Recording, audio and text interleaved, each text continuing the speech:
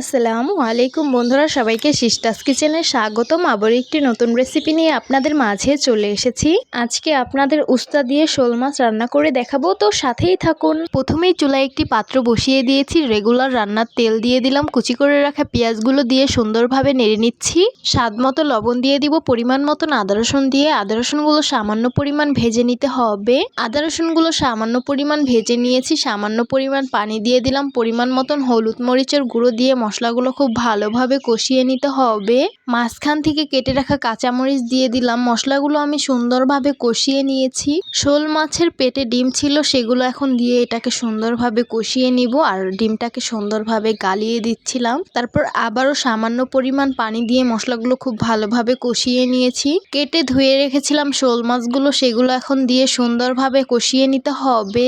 Of ক্যামেরায় আমি সুন্দরভাবে শোল মাছগুলো কষিয়ে নিয়েছি। কেটে ধুয়ে রাখা ওস্তাগুলো দিয়ে দিব, তারপর আবারও সুন্দরভাবে কষিয়ে নিতে হবে। এই তো আমি সবকিছু সুন্দরভাবে কষিয়ে নিয়েছি। পরিমাণ মতন ঝোলের পানি দিয়ে দিব, তারপর নেড়ে মিশিয়ে নিব আর বলক আসার অপেক্ষায় থাকবো। এই তো তরকারি বলক চলে এসেছে, পরিমাণ মতন শাক বাটা দিয়ে সুন্দরভাবে নেড়ে নিচ্ছি।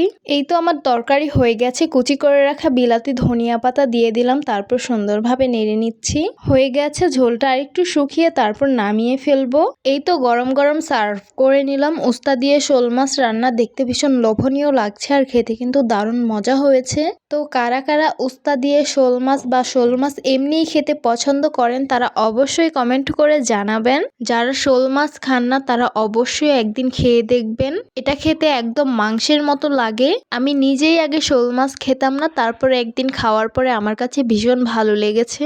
তারপর থেকে আমি এখন সব সময়ই খাই শোল মাছ রান্না করলেই। তো আশা করছি আমার আজকের রেসিপি আপনাদের কাছে অনেক অনেক বেশি ভালো লাগবে। ভালো লেগে থাকলে আমার ইউটিউব চ্যানেলটি সাবস্ক্রাইব করবেন, আর যারা আমার ফেসবুক পেজ থেকে দেখছেন পেজটিকে ফলো করবেন।